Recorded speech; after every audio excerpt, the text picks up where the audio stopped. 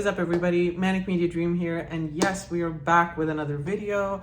It's been a while, as per usual. I'm so sorry. I'm gonna try to make it not be a while moving forward. Today is a little bit of a special occasion, which I feel like we've been having a lot of special occasions, but this special occasion is to very much celebrate this channel hitting 100 subscribers. Thank you so much to everybody who has subscribed. It has been honestly amazing just interacting with you guys, chatting with you guys. Literally somebody followed me. My first Instagram follower runs a Charmed podcast, and I listened to the first episode of it the other day. It's just really nice to meet this Charmed community online, as well as the Scream community and the Chucky community and the just horror fantasy community in general.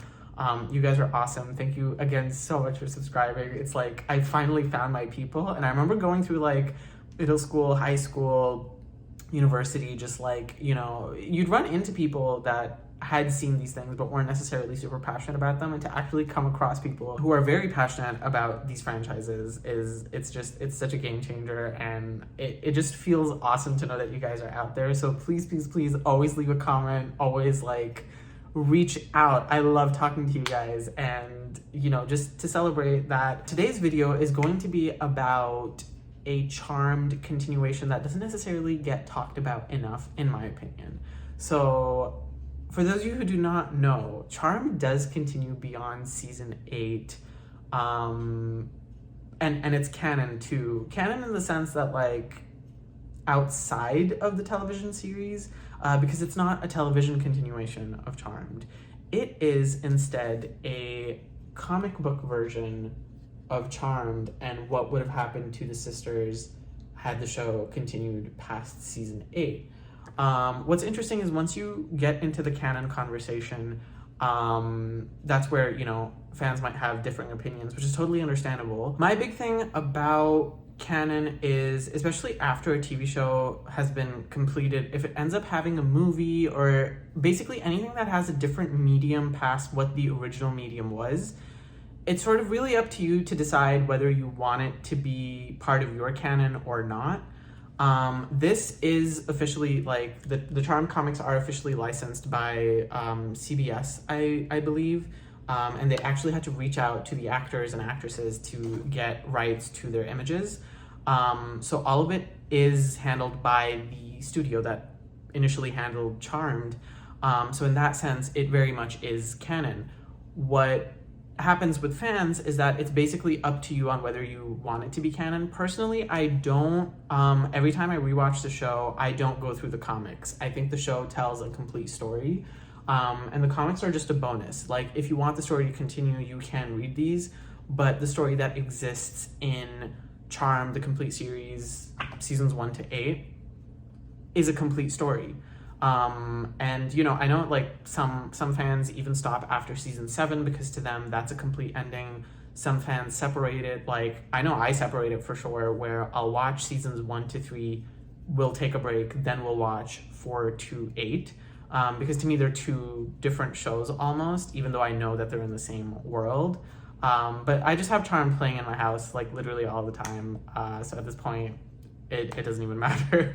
But with the comics, I've only read them once, and I don't think that they're super essential for a Charmed viewer, especially if you're more TV inclined. They're not essential for you to go through. There's not necessarily like story you would miss out on just because it doesn't exist on television.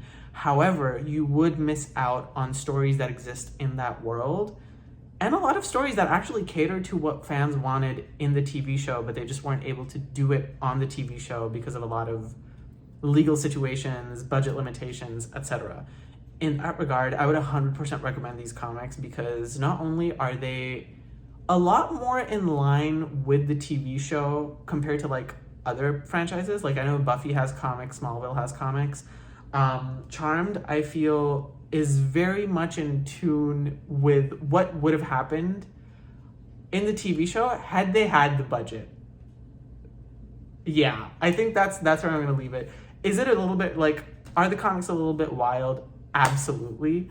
But I think knowing how campy and incredible Charmed could sometimes get, I would not be surprised if they were able to pull off at the very least half of what is going on in the comics, just with the budget that they had. Like, season 8 was made on a shoestring budget, and honestly, I enjoy it a lot. And the effects don't bother me that much. So I think season 9 is somewhat like, yeah, they would have had to trim the budget off in some areas, because there's like these, I think Leo becomes a literal angel with wings at some point who's flying around in season 9. Who knows if they would have been able to do that, right? But I would recommend these comics just because you'll fall in love with Charmed all over again. You'll be in their world, and I mean, you have this great artwork to look forward to. What's interesting about the artwork is, like, once you actually get into the book, like, the artwork gets a lot worse, depending on the issue that you're on, because I think there's like a bunch of different artists working on different issues in the comic books. But that spirit of Charmed, where they had a good idea of three sister witches and them just testing out different ideas, like, that innovation is still there in the comic series, which is what I appreciated about them. And so I'm actually going to go over seasons 9 and 10. So yes, there's a season 9 and there's a season 10 of Charmed in comic book format. Both of them heavily expand on the Charmed mythology. And my biggest thing, like, you know, if you're not a comic book fan, there's a very good reason to start with the Charmed comics if you ever want to get into comic books and you happen to be a Charmed fan. And not only is it because of the stories, but because you actually also get familiar with how to, like, read a comic. Like, you know, you're going from panel to panel, and it's not that I've never read, like, comics before. Like, you know, I grew up reading, like, Spider-Man and X-Men, but I didn't read them, like, a lot. So every now and then, like, I would, you know, sort of forget, like, oh, okay, this is like a comic trope, or okay, am I supposed to go, like, left to right when I'm going through panels? What bubble am I supposed to read first? After a few pages, you actually, like, fall into, you know, basically like what you were doing as a kid or as a young adult, where you're just like, oh, okay, this is how one reads a serialized comic. And I know that sounds like it should be a basic skill, but I really just did not grow up reading a lot of graphic novels. I was very much more just novel inclined. But I am happy to say that Charmed, like, you know, if you were going to say that Charmed was a comic entity, this is the only comic entity that I have, like, gone through completely and have, like, read the entirety of it. Like, X-Men, I could never read all of it because there's just so many issues that it's just not possible. For me, anyway, like, I just can't do it. But with these, I really wanted to know the story. I really wanted to know what was going on. And so I just went through all of them. My biggest push for wanting to read these comics is I found out that a lot of fan favorites were basically coming back in the comics. And that's why I would also just say, story-wise, they're good. They're good to get into, if only because you get to see characters you would not have been able to see on the show. Again, referencing what I said about budget and just some behind the scenes stuff. So I'll be completely honest. Listen, Prue comes back in the comics and she's kind of a bad butt. So I would, like, 12 out of 10 recommend them just for that. And I'm a huge Prue fan, in case that wasn't already obvious based on my other videos. And it was just nice to know that the comics were able to incorporate her back into the world of Charmed. And they did it in a very interesting way, too, because Shannon Doherty had issues with how the show was being run in the past. When the comics were coming out, she did not give them permission to her image. So they actually had to get really creative with how they presented Prue, but I think they did justice to the character. So let's actually get into what these comics look like and why you should be reading them. Okay, so first things first, let's get started with season 9. So I didn't collect these comic books when they were coming out. I just waited for the complete editions, or like collections, if you will, to be out. And then I decided to just buy them all at once. I think by the time I did get around to buying them, they were already out of print, but I was able to find, like, really good condition used copies. So that was actually pretty lucky, because they're actually in fantastic condition, considering how late in the game I did end up buying them. This was the first volume to be released, and I believe it collects the first 5 editions. So with Charmed, season 9, they had about 24 issues across 4 volumes. And so the issues would basically just like come out one by one. Much like episodes, you would just like read each separate issue, and then that would just be considered an episode for season 9. You can almost imagine that these are discs, if you will. I do a lot of DVD and Blu-ray unboxing, and so that's just how I see the world. And so these comics, like this has 5 episodes, this has 7 episodes, this has 7 episodes, and then this has 5 episodes, as well as the Charmed season 9 finale. Because they're 24 episodes split across 4 discs or volumes, if you will. Charmed season 9 is actually the only Charmed season that has 24 episodes, but also the only Charmed season with the highest number of episodes, because all the other Charmed seasons have 22 to 23 episodes. So getting into the first one, which is volume 1. So you have a really awesome drawing of the 3 sisters here. So you got Piper, Paige, and Phoebe. And then on the back, you just have a little bit of info into what's going on in their lives, where we last left them, and then where the story is going to go in season 9. So in season 8, we do see a flash forward where Piper is basically very, very old, and she's like lived her entire life, and there's a whole new generation of witches. So even though season 8 does show that future, this story takes place between, like, you know, when Piper is young and when Piper is old, essentially. So it's almost like bridging the gap between that time to when, you know, all the Charmed ones have lived their lives. The feel of it is really, really nice. Like, I like the shininess of the cover, and it feels like it's made out of really, really good quality, almost like graphic novel quality, which you could actually totally argue that this is a graphic novel because it's a complete story. Like seasons 9 and seasons 10, like they're not coming out with more issues, and I believe that's what usually like differentiates comics. Like, comics are kind of like ongoing, and this was once upon a time, but it has like other aspects to it that sort of make it very graphic novel-y. So, like, you know, they have like the story so far aspect to it that sort of just summarizes what happened before, you know, with like Book of Shadows editions of like what was happening in the first year of Charmed, or like season 1 and like season 5, season 4, 3, 2.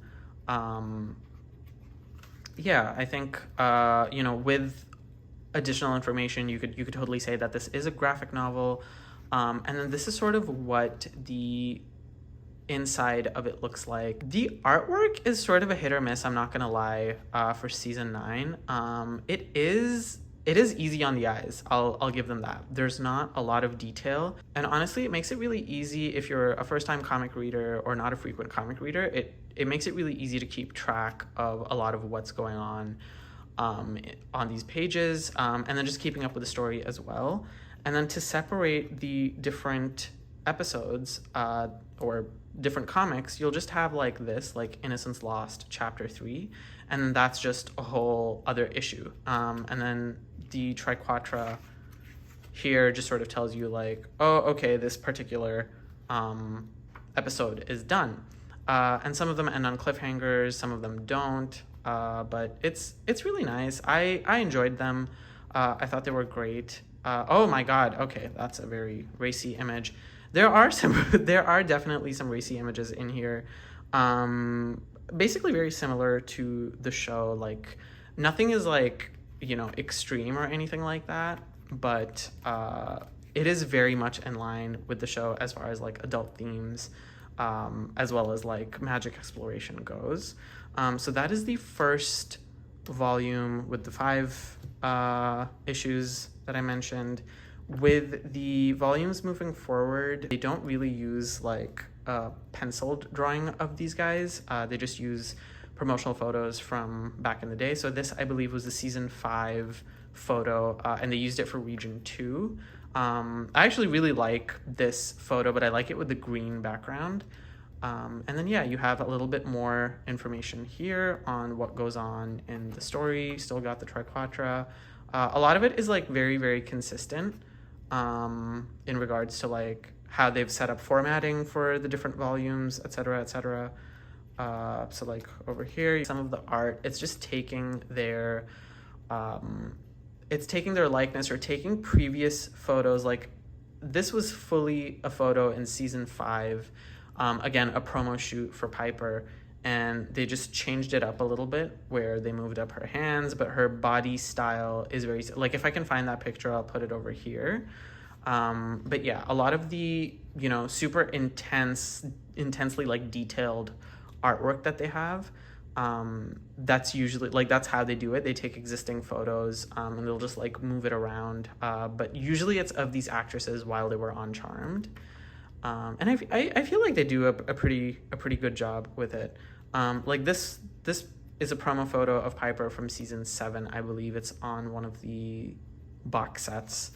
And so yeah, they just sort of artsied it up. I'm actually not super good with like comic terminology. I'm not very well versed in the comic world. Look, that's a picture of Prue, Piper, and Phoebe when they were younger. They do go all over in these comics. Like they'll go into the past, they'll go into the future. There's like reality bending. There's a lot going on. So just to get into those stories, like I would recommend, yes, please do read these comics. I'm pretty sure it's this volume where Prue makes a return, because I think the first half, so similarly, oh yeah, this is 100% the one in which Prue comes back. You'd be surprised to know that Cole Turner also comes back, which was also a super pleasant surprise. So a lot of fan service going on in these, but not like just random fan service. Like I think they did a really good job of just incorporating like, oh, okay, this is where we would see this character going. So it never really feels like, oh yeah, this character never would have done this thing. So that's something I really, really liked. Then we have season 10, and season 10 has the least amount of episodes, in quotations, episodes, of course, when compared to its TV show counterpart. So while this had 24 issues, I believe this was supposed to have like fewer issues, but the first few issues of this season 9 run actually did so well that the company, I think it was called Zenescope, Zenescope, they ended up ordering even more issues of Charmed. And so they had 24 episodes instead of, I believe, a lower number that they were supposed to have. The opposite was true for season 10. Didn't have enough budget, and so they ended up cutting the amount down to 20. In that sense, it was the only Charmed season to have 20 episodes, and basically the least amount of episodes for any Charmed season that's officially licensed. Season 10 was like, I do recall season 10 being a lot darker than season 9, but it wraps up the storyline really, really well. So this is, oh, look at that. Oh, I wish I had paid $15.99 for this. Like, I wish that was the world that I lived in. But that was, I definitely paid a lot more for this because it was bought off of eBay. And I think the art is definitely like not as polished in this one. Like in that one, it's definitely more polished. So if you take a look at it like that, well, I guess if you would consider that polished, like I feel like this art kind of makes it look like those games, like those apps that are always being recommended when you're playing games on your iPad or something, and they're like, oh my god, download this game, and then you download it and it's not really a game and it kind of doesn't exist, and if it does, then the servers never work. That's the kind of art that looks like no tea, no shade, but it does look kind of like colorful. Like it looks a lot more colorful than this. Like I feel like this is very plain. But the good thing about this art is like I can actually tell that that's Cole, and I can actually tell that that's Phoebe, which you can't really in the season 9 comics. Like I think the art's very interesting. Like that's supposed to be Leo. That does not look like Leo. But you sort of figure out like what's going on with the comics. And honestly, again, for this story, it's definitely worth it. I remember going through season 9 and I would always be struggling to figure out like, oh my god, which sister is this? Because they would all be drawn literally exactly the same. But yeah, like you know, you can sort, that's definitely Henry. 100% that's Henry. They actually did such a good job with that. That doesn't really look like Paige, but like also kind of does. So I'm gonna go with like that's Paige. But yeah, I also just really like the feel of this paper. I've had some like, you know, what are those like manga collections like that there was a Death Note manga collection that I used to have, and the paper quality in that was so horrible, and I hate it when like for individual issues they'll always put in so much quality, and then for the collected editions the quality always sucks. But these, they did literally such a fantastic job with just having all of them in there. So that's basically Charmed season 9 and season 10 for you. I don't know, so these are definitely not in print. I can tell you that much right now, 100% they're not in print. So you can either buy a used version of them, or if you would like, I can also go through the story. I'll sort of have to reread them again 100% because there's a lot. There is so much that happens in these comics. And yeah, you'll be in for quite a ride, but you know what, give me some time. I'll probably do like a deep dive into seasons 9 and 10 and like what's going on story wise, because not a lot of people talk about the comics, and I don't know if it's because they don't like them or if they're hard to find, etc. But I really enjoyed the comics. Like, you could write your own fanfic, put the Charmed label on it, and I will read it because I just really, really like Charmed. And it's just something that I don't really ever want to stop hearing about. And I love that this community is just as passionate about Charmed as I am, because I think it's a great world, and it really sucks how the studio's handled on expanding that world. Like, we should have had more Charmed shows and Charmed media that continues within the same world with, you know, guest appearances from the actresses as their characters, but we could totally focus on like next generations or spin-offs that make sense in regards to Charmed. This is a really good way to keep the stories alive, and I would highly recommend these comics. If you can find them, honestly, pick up the physical editions. If you find online editions, pick those up. But this is definitely an experience that you should not miss out on. So I would highly, oh, there she goes. I would highly, highly recommend these. So basically with the comics, you can add 44 more episodes to the Charmed universe. Thank you so much for watching this video, and definitely leave a comment down below if you have read the Charmed comics, what you thought about the Charmed comics, and if you were one of those people who was collecting them while they were coming out. So you probably have like first editions, etc. It'd just be really awesome to know if like the cover art for those was different. I know there was like limited edition cover arts that they also did. So that would be like really cool to know. I know the 9th season actually does do the cover arts for the individual issues. The 10th, I don't think it does the cover arts. Like, the story sort of just continues one after the other. But yeah, that would be really, really awesome to know. You can give this video a like if you enjoy Charmed and were excited to know that there are Charmed comics. And definitely hit that subscribe button for more content, because I'm hoping to do a lot more deep dives moving forward. I definitely want to get into video essays and like more analyses. I just never have enough time. I gotta get my act together and just make those video essays. It would give me a good opportunity to like analyze characters and a whole bunch of things, because I'm very much into world building and creative writing, and you know, hopefully I get to be a screenwriter someday. That's definitely a goal, and it would be nice to get a little bit of practice into like, you know, getting back into my analytical skills when it comes to literature and media in general. Thanks again for watching. It is awesome to have you here as per usual. And again, thank you everyone for like 100 subscribers as a milestone. Like, I literally feel so blessed. So thank you for sharing your thoughts and engaging with me. It's been awesome, and I hope to continue doing this. I look forward to chatting with you soon, and I hope you have a fantabulous day. All right, have a good one. Bye.